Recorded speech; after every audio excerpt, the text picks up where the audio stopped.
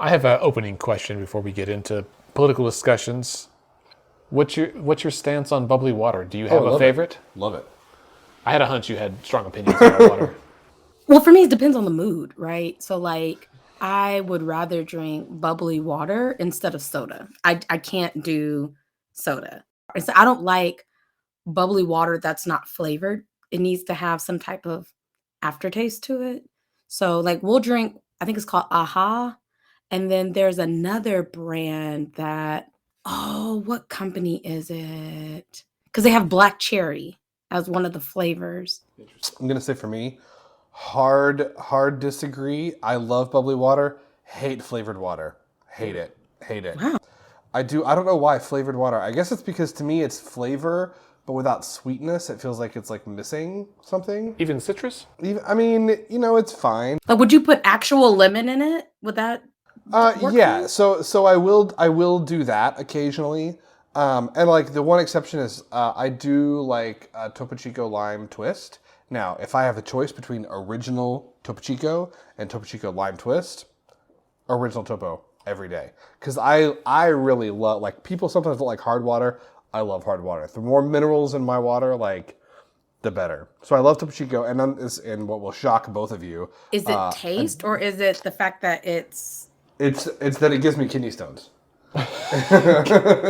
it's the I love that I love the like rocky like taste of it. Like Topo Chico in particular has a like they're just regular mineral water has like a flavor, right? And it's like rocks, which is my yeah.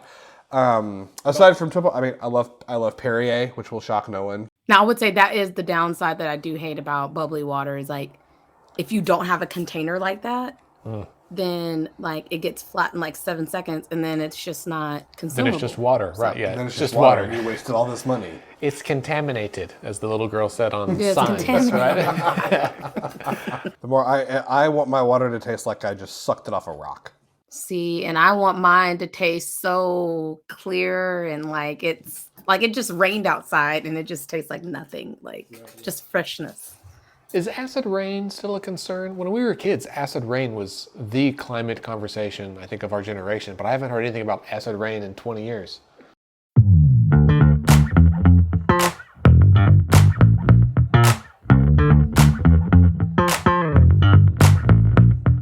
Hello and welcome to Let's Pod This. My name is Andy Moore. Thanks for joining us today on this. Honestly, this is the most beautiful Friday afternoon we've had in at least 6 months, I think. Joining me today are our two co-hosts, Bailey Perkins Wright. Hello, ma'am. Hello, Andy. Also, Scott Melson. Hey, what's up? I agree that it is lovely.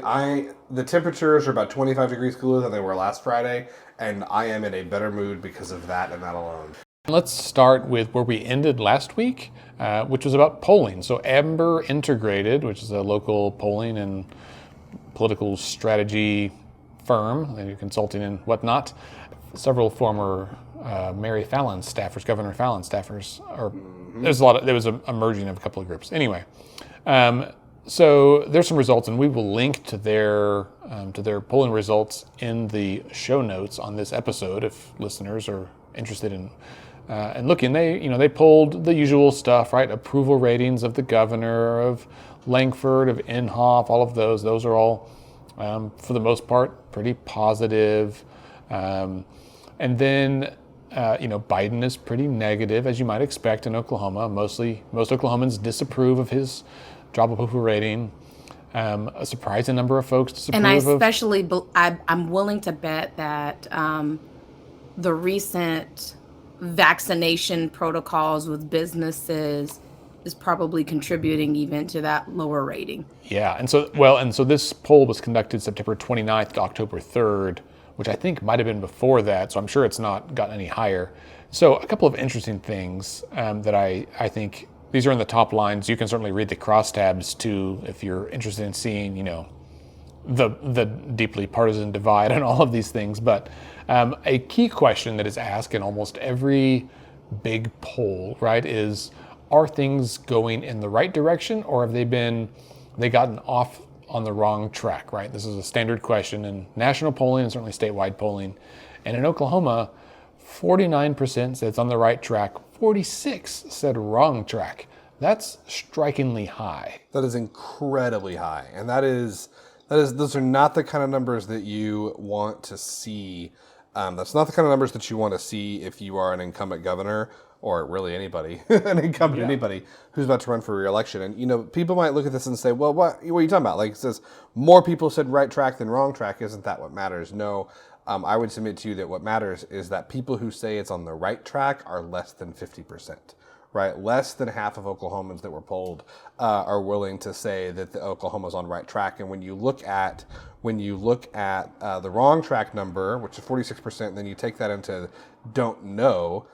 46 plus 5 is 51, right? So that gives you 51% of Oklahomans that either say the state is on the wrong track or that they don't know. That's a big deal, and that these are both within the margin of error, right? Like that 49 to 46 is within the margin of error. So I think another thing that's important is, if you look at the last time that Amber Integrated asked this question, I want to say this is like a 13-point change, right? It's a big change. It's a huge drop. And people saying that the state is on the right track from where it was last time they asked this question, and they do it every quarter. So big change from the second quarter to the third quarter. Yeah. And it's also important to note that 46% of the electorate are not Democrats. It's not like this is only on party lines. By the nature of the numbers, it had to be a lot of Republicans saying, no, wrong track. Now, it doesn't go into details about why, and we can discuss that, but that question as a benchmark question, as Scott just said, that's a big change, and not the kind of thing that if you're the incumbent governor running for re-election, you want to see.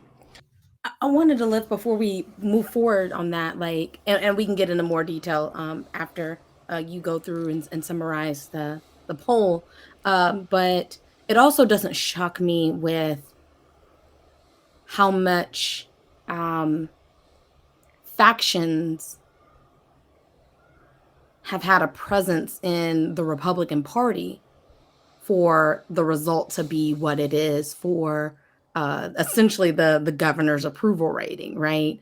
Because you have folks who are on the far right who are not happy, and then you probably have people who are consider themselves centrists or, those moderate Republicans who also aren't happy with the direction. And so it doesn't surprise me, to your point, that with the makeup of Oklahoma's voter population, but even just conservativeness, that number is what it is. Yeah, that's exactly right. And I don't think we're going to get into this today, but I'll just mention for our listeners that earlier this week, the Oklahoma Tea Party, their founder, Al Gerhardt, wrote a long blog about detailing his relationship with Oklahoma Republican Party Chairman John Bennett. Did you read it all, Scott? I know I said it to you. It was long. I got about halfway through, and then I had to go do something else, and I was just like, this is absolutely bonkers. So it's like a 10-year diary, basically. Bailey, have you seen this blog post? I'm going to send it to you.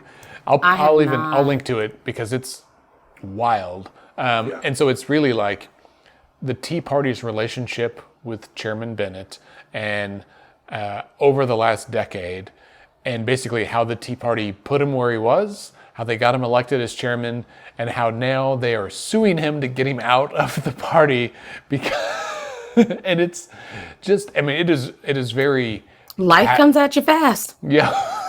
It is very casually written, but it is... That's one way to put it. Yeah. It's Gerhardt on his blog, just pulling no punches. But I think it definitely illustrates the fissures in the Republican Party. It was wild. I was like, I can't believe this. It was like when you watch the the Tiger King, yeah. And maybe Lion King. I don't know. Speaking of Tiger King, just as a side note, apparently on Twitter we learned that Carol Baskins gave $1,000 to Tom Cole's campaign. So wait, what? What? I didn't see that. I guess Tiger King is finding its way into Oklahoma politics. Carol Baskins? Carol Baskins? Carol Baskins. Yeah, that's hilarious. All right, well, we should get I think we have a side note to a a side side note. note to a side note, yeah. Let's get back to the poll. Another thing that I found interesting was that on the list of issues, they ask Oklahomans, which do you think should be the top priority that the legislature should address? First, of course, was jobs and the economy. Second, believe it or not, COVID-19. Now, What? I remember a certain someone who works We're for the no longer in governor a pandemic. saying that nobody cared about the pandemic, and I was like, but the poll says that people do. 20%. That's the second highest one, higher than education and immigration, even, right? Like, which is wild. But those four were like far and above the rest. It is interesting because it does make you wonder. Is the governor? The governor spent a lot of time talking about immigration lately. He spent a lot of time going to the border, doing some photo ops at the border that we're paying for, which is fine. He's spent a lot of time hammering the McGirt decision. McGirt doesn't show up anywhere on the list. It doesn't show up anywhere on the list. You might, maybe you could lump it under Law and Order, but Law and Order comes in towards the bottom of the list here at 5%. So the things where the governor has spent the most of his time. Now, I think Governor Stitt, if we asked him, would say he spends most of his time on jobs and the economy. I don't know that there's a lot of evidence to that effect, but I feel confident that's what he would say. It makes you wonder, is he polling just like the Republican primary electorate in his preparation for his inevitable run for Senate or the presidency, and that's where he's that's where he's choosing to spend his time? Is he listening to his advisors? What are they using to guide?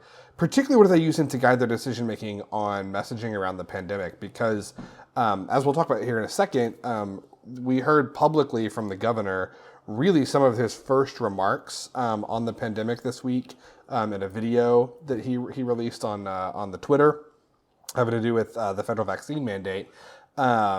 And that's the first time we've heard the governor talk about COVID of his own volition in months. And according to this poll, at least it's the thing that is near the top of most people's minds. We'll see. I think the last thing before we move on, when we look at the governor's approval rating here in the poll, this is overall, do you approve or disapprove of the way that Kevin Stitt is handling his job as governor of Oklahoma? Strongly approve or somewhat approve, coming at 28 to 22%. That's right at 50. Most of the time, I think if you're an incumbent, you want to be at 50% or higher. So he's there. He's at 50%. The last time they asked this question, he was at 59%.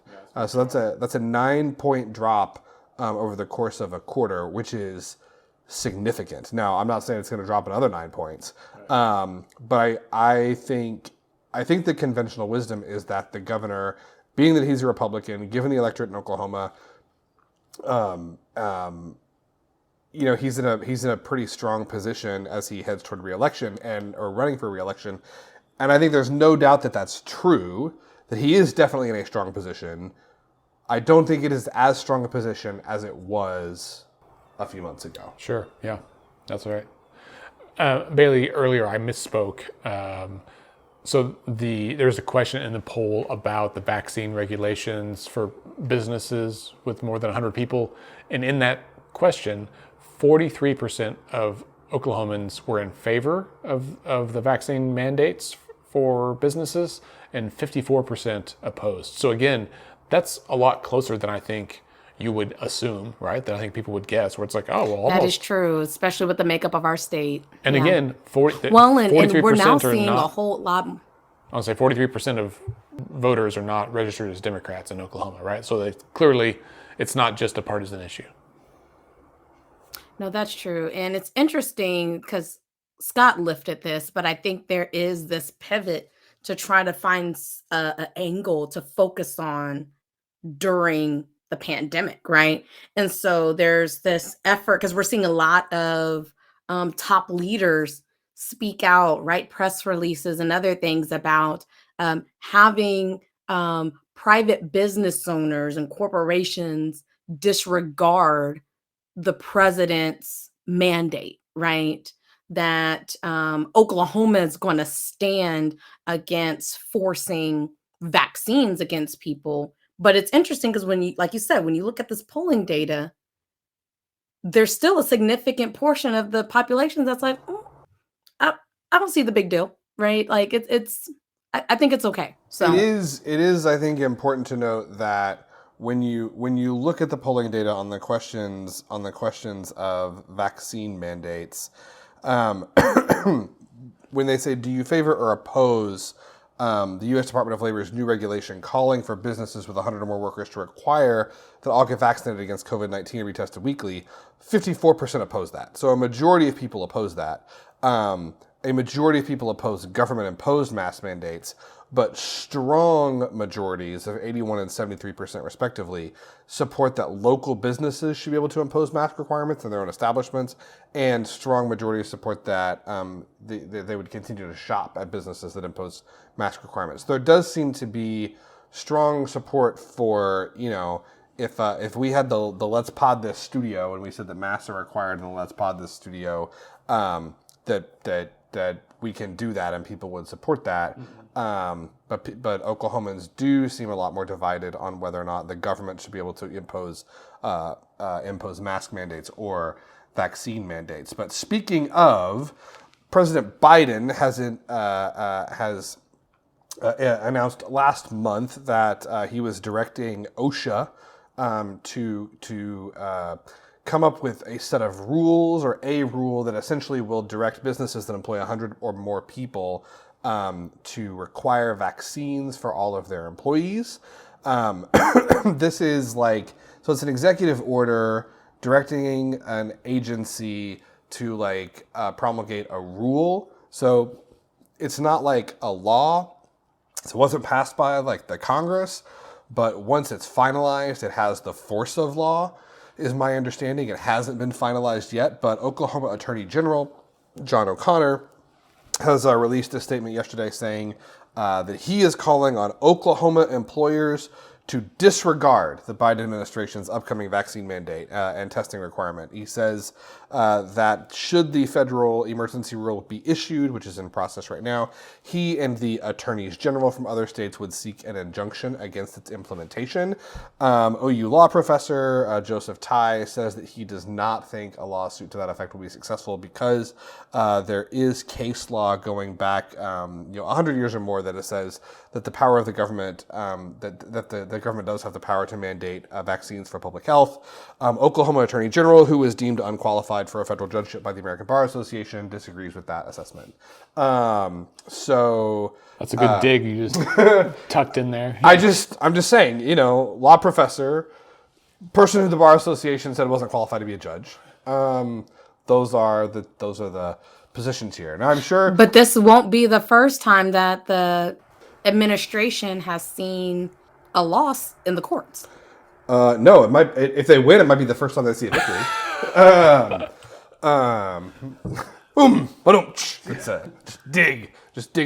Just put the knife in there a little bit deeper. If I could reach my computer, I'd do a little rim shot sound effect. Yeah. KGOU has the story. The Attorney General made this announcement yesterday. Governor Stitt put a video on Twitter yesterday saying that the hundreds or thousands of Oklahoma employees who don't want to get vaccinated but could lose their job, they're not just statistics. I would like to ask the governor if all the people that are in the hospital unvaccinated against COVID or all the people that have died from COVID, if they're statistics, but you couldn't ask that since it was a Twitter video.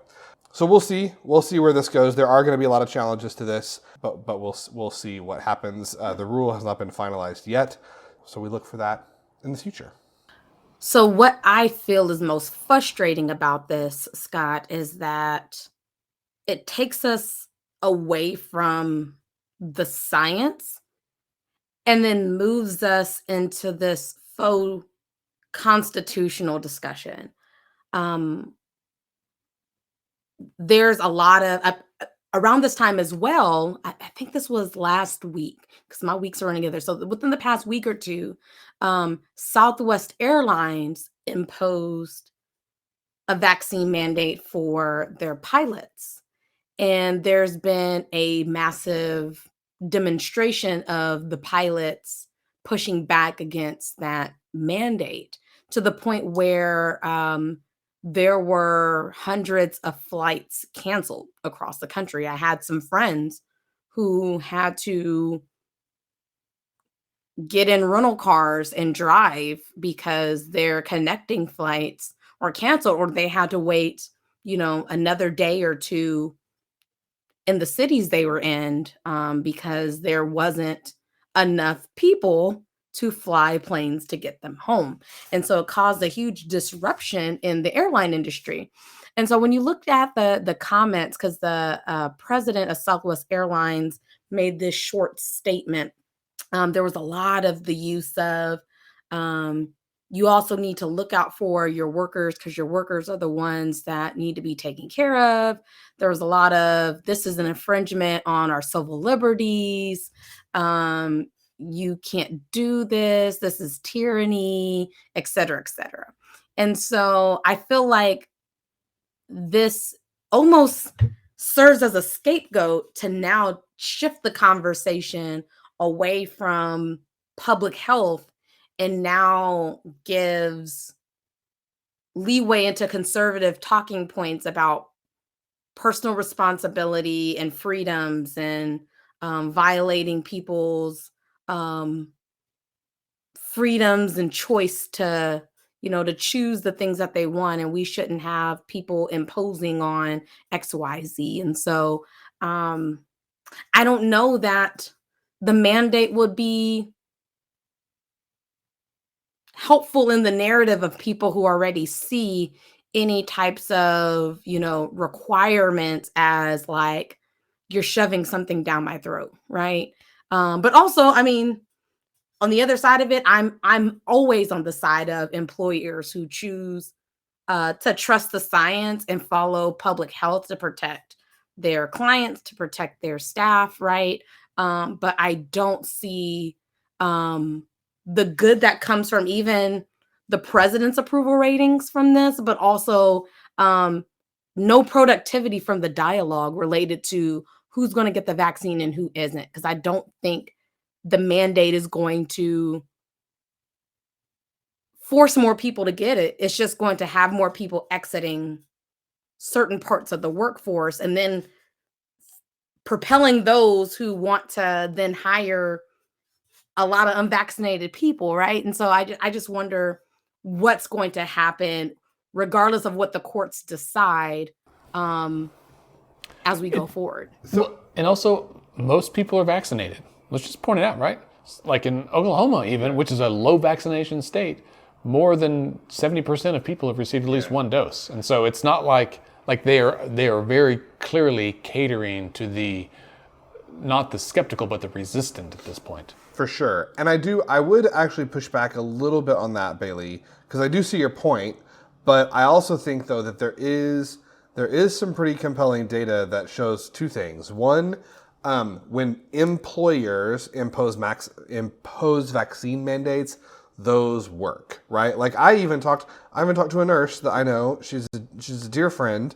She hadn't gotten vaccinated yet. She got vaccinated, and she called me because she was worried because she had a fever. And I kind of talked to her about what was going on, why she had the fever, and I was like, so this was your first shot? And she was like, I know, I should have gotten it sooner. And I was like, yes, you should have. But you know what she said? She said, I just didn't want to. And I was like, okay, what changed your mind? And she said, because they told me that if I didn't get vaccinated, I was going to have to start wearing an N95 covered with a surgical mask, 12 hours every day for my shift, and and then get tested twice a week. And she's like, I did that for one day and about to kill me. I was like, I'm going to get the shot. And so there is evidence that vaccine mandates by employers do push employees to get the vaccine because most people don't want to quit their job. And I think that the federal vaccine mandate... And I'm not in disagreement with that. Yeah, I'm not disagreeing with that. I'm saying, is the timing right for then the federal government to say, businesses, you now have to require this mandate? Does that make sense? Like, especially if there's a lot of folks already vaccinated. It just now shifts the conversation away from employers I see what you're doing saying. it to now the federal government is now being big brother. You know what I'm saying? Yeah, so I see your point. So you're saying you're saying that the Fed's doing it gives ammunition to the conservative talking points when businesses were doing it anyway. Is that right? Absolutely. Yeah. Now And there were conservative like the governor was promoting vaccines, right? He was promoting business. He like the health communities and others were saying businesses have the right to mandate that. They can make those decisions for their companies, right? So those talking points were already there. Now that the federal government's doing it, now all of a sudden it's businesses you can disregard, when just a couple of months ago, we were encouraging businesses to make those decisions for their employee, right? So it's just muddling the talking points. I just wish this mandate would have happened sooner before we had such a rush of people, because then that would have even given more cover for the businesses to say, like, now look at all of our employees are going to go get it. Like we got 80% of our employees that are vaccinated or 90% or whatever, right? But Or like when providing incentives, yeah. everybody's near, absolutely. So I just wonder, was it trying to make sure that they understood all of the pieces that were necessary to make sure that this stuck in a court setting? Is that why it took so long to issue a mandate? But I mean, for the record, I am so for sometimes making people do what they're supposed to do, right? Either go get the shot or you need to get tested as frequently as, whatever the science says people need to get tested. So Yep. Well, and it's tough to, I mean, honestly, how many of us, people we know that are progressive, would have been hesitant to get the vaccine and been mad if President Trump had mandated businesses to do it? If the same mandate had come from the previous president, it'd be a different conversation, and that is a shame. yeah. Just because that's true. what the science says, but As we kind of keeping us moving here, you guys ever go canoeing? You guys ever like to go? I have not. Canoeing, kayaking? I've never been. No? Yeah. Well, the governor likes to go canoeing, I think. Or at least... Scott, I have a hunch you're not talking about boats. What? No. So Frontier, The Frontier, one of the great local journalism organizations that we have, journalistic outlets, there we go, that we have here in the state, has a story this week on the Canoo deal, Canoo. This is not the boat. This is the, I'm going to say electric car company. Electric vehicle company. Electric vehicle company. There's been a lot of reporting around this, and I think this is a good opportunity in the story to point out that, we've said this before. We here on the show, we are not journalists. We do not do.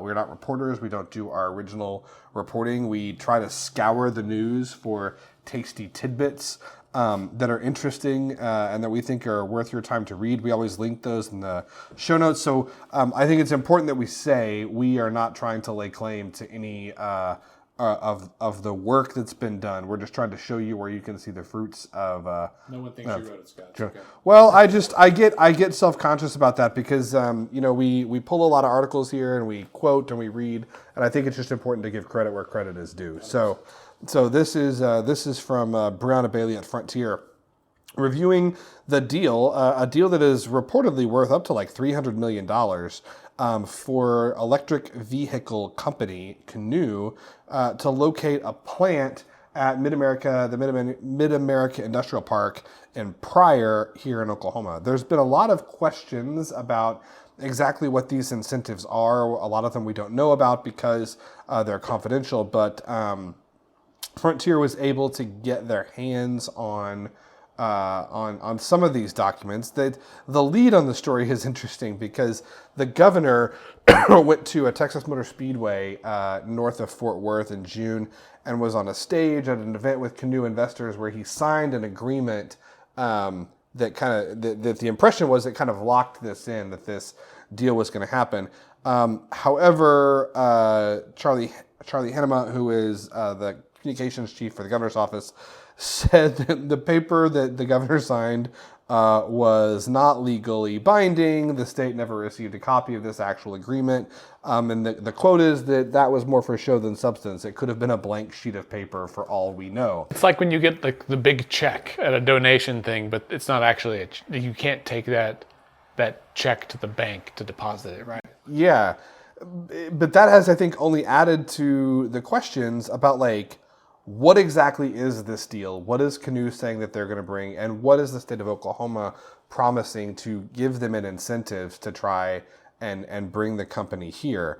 What the folks at the Frontier unearthed is that the initial offer appears to include 400 acres of land that's valued at like $16 million, site development, in terms of infrastructure that's worth several $1 million more, as well as a $15 million cash incentive. So that's at least $31 million in terms of incentives that are in play right now, along with tens or hundreds of millions of more that we don't know about.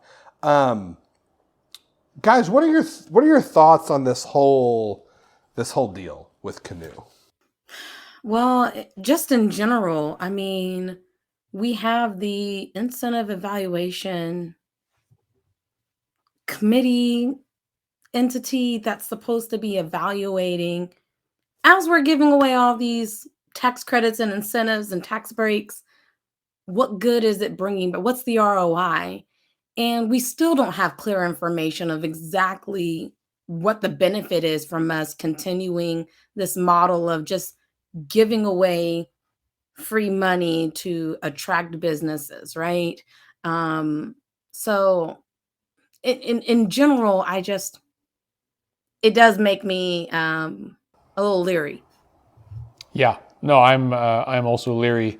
So Canoo, it should be noted, has not actually produced any vehicles yet.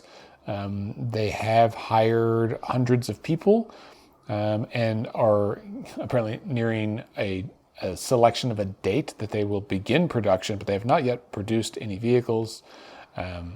So they announced in June this factory in Oklahoma. But there's been some reporting this week, I think on TechCrunch, which is a pretty good tech blog that I read almost daily. They've got a lot of headaches because of the chip shortage and other like semiconductor shortages that are happening in the supply chain.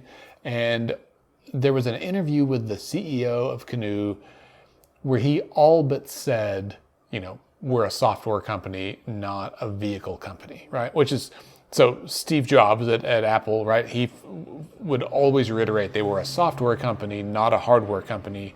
Never mind that, 2 out of 3 people in America have an iPhone. Like I've got a Mac, Scott's sitting in front of an iPad. We clearly have purchased Apple hardware, but what they were selling in Steve Jobs' mind was software. And for Canoo to say that before they produced anything is interesting. And they got the software, and I think they're trying to sell their software to other vehicle manufacturers, which could, now I will say, that could potentially be a higher revenue, like a higher growth strategy. However, if they're going to pursue that strategy, they don't need a factory to build cars in prior. So I don't know. And it also depends on their negotiation with the state, right? Because even if they do make those higher revenues, is that going to seep back down into Oklahoma? Or did the way that we formed these tax credits prevent us from even getting what we deserve from that revenue production, right? So, and I mean, I'm a believer that like government is there for making sure the infrastructure is right for businesses to come in, not necessarily just throwing money around to your point, Andy, like if you're a software company, do you need this? Like, is this going to benefit Oklahoma 10, 20, 30 years from now, especially because those tax credits and incentives are written in ways that are long-standing and long-term. So right. I mean, I think my thing with this is that there's just so much about it that we don't know, right? What is Canoo's business model, right? Is their business model successful and sustainable? Are they more of like a startup, which is what it seems like they are, or are they an established company, right? There's a quote in the article where they talk about, Tesla was a startup once.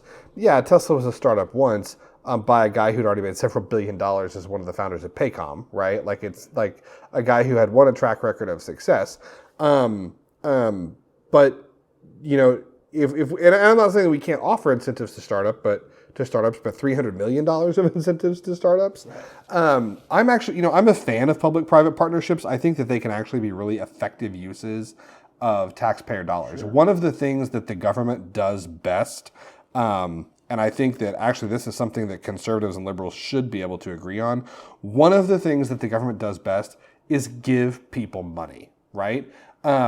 So if the government can give money to a company that company can use in a way where the multiplier effect is going to be significant, and every dollar that's spent by the government in giving it to that company has a multiplier effect of 2, 3, 4, 5 times in the economy, I'm all for it. I think you can have tremendous success. But the key is being able to prove that, right? Can you prove that your business model is going to leverage that type of resourcing coming back to the state? And we don't even get to that point oftentimes. We just say, yeah, it sounds good. Well, and we may not be able to know with this for years, right? And so it's a tough deal of like, are we, I guess the question is, are we as taxpayers willing to put our trust in the governor and in this company without, we don't have the opportunity to do our due diligence, right? So and the thing I think for me is, if this was, cards on the table, like if this was Tesla, sure, do it, right? But we tried, and Tesla's going to Austin, right? And that, whatever. There's a lot you can say about Tesla that. met with us out of courtesy. Right. Elon Musk actually says that. He was like, I met with you out of respect, but I can't get my people to leave the valley and move to Oklahoma. They'll go to Austin. That's whatever. But for Canoo, if we were talking $2, $3, $4, $5 million, I think I'd be a lot more like, all right, that seems like that's a risk that we can probably afford. That's a risk we can probably afford to take. Yeah. One of the things they make a point to say is that all these agreements will have, protections and clawback provisions. But, if the company doesn't make any money, right, then how do you claw back $300 million from people that don't have it, right? You can't. So I think with Canoo, I guess I end up thinking that we are in a place where I have more questions than I feel like there are answers. So we will see what happens. A couple other small things. Governor Stitt named a new general counsel today. Yeah. Trevor Pemberton, who was previously named as a judge to the State Court of Criminal Appeals by Governor Stitt. So he gave up a judgeship to be the general counsel. I don't know the salary or the responsibilities. I would still love to be a special judge. I'll say it again. I know that I'm eligible because I'm a person. But that, and from some attorneys I've spoken to, they're pretty flabbergasted by this. Like why you would give up a judgeship on the Court of Criminal Appeals? People who have political aspirations. You have to be nonpartisan, and you have to remain unseen in many judgeships, right? Like you gotta be a neutral voice. So if there's any aspirations to leverage your voice, run for office, have political influence, you can't do that in a judgeship. So that would be my guess of why that move was made. Yeah. Well, and that's exactly right. I think there's some speculation that he may have be interested in being named to the state Supreme Court. Me too, bro. Well, right, yeah, wouldn't we all? So, there's always rumors that Justice Noma Gurich is planning to retire in the next year or two, potentially before Stitt leaves office, which would then give him yet another appointment on the highest court in the land, in our land. And so that's bananas on several fronts. But so maybe if this guy decided to do this as a favor and hopes that he could get appointed to the state Supreme Court next year, who knows? But again, I think this is honestly, if I'm being totally honest, and I don't know how to do anything else, but I think this is evidence of the partisanization of the judiciary. Yeah. Not that it hasn't been partisan in the past, but I think in the last few years we've seen a quick shift in that direction that's been more pronounced than has been in the recent memory. Is that fair? Yeah. I agree. And I mean, from the federal level on down, I mean, we especially saw it when President Barack Obama nominated Merrick Garland. Merrick Garland for the Supreme Court. And there was all kinds of efforts to block that. And then the administrations flip and someone's quickly pushed through the process, right? Not necessarily on merits, because I mean, when you look at Merrick Garland's qualifications, They're impeccable.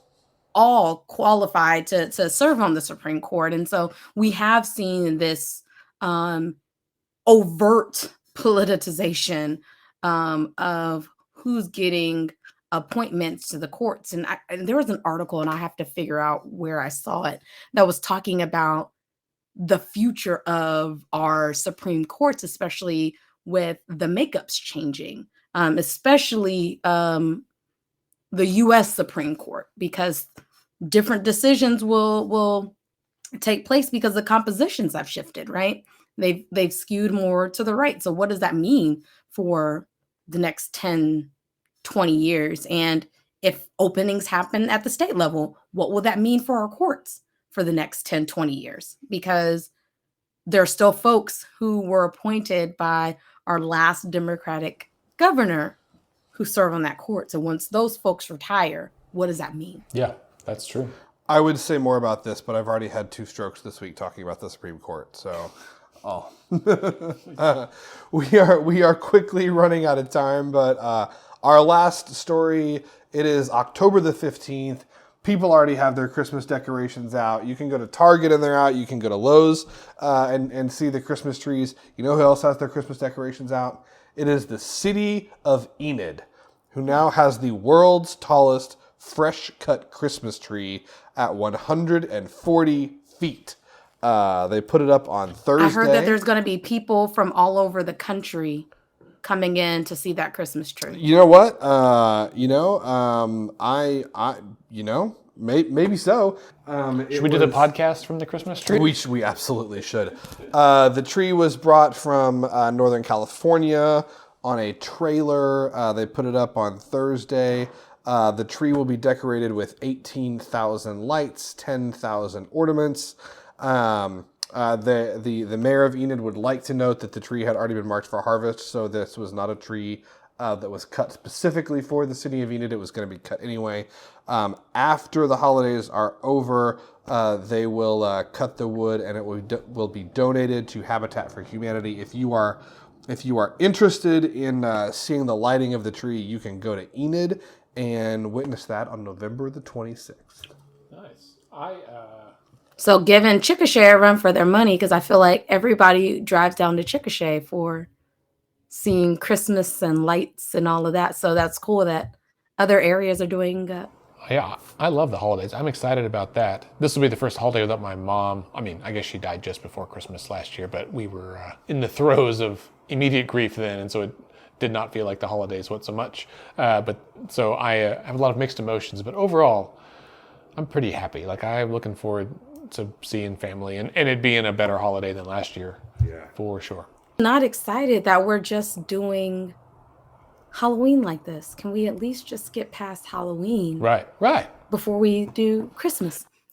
I'm on board with that, but I will have you know, Bailey, there will be no waiting until Thanksgiving for me this year. I will be in the listen, I've given up on that fight. So I will be in full Christmas spirit after October the 31st. That's fair. I may do that too. My wife may not approve, but I think so we do, we'll give a quick plug for Social Greenery.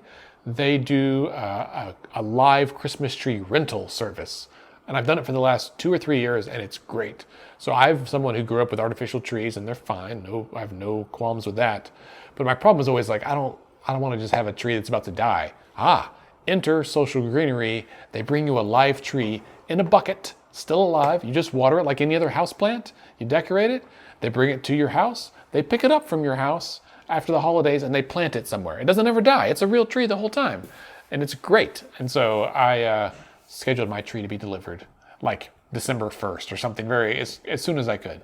We did that. I think like a lot of people, we put up Christmas decorations really early last year, in the midst of I think it was the weekend before, maybe even 2 weekends before Thanksgiving, because it was just Ashley and I. It was going to be just us for obviously the duration, and we were like, you know what, this is pretty great having the Christmas stuff up for more than a couple of weeks. So. I won't turn on Christmas music until after Thanksgiving. I'm not a monster. Right. But, you know, Christmas movies and music I think can be held for Thanksgiving Day and after. But I think the decorations will start a little early this year. That's nice. So that's good. All right, friends. Well, that brings us to the end of the episode. Thank you for being here, Bailey. Good to see you. Always. Thank you, Andy. Scott, thanks for being here as well. Yeah, it was delightful. Excellent.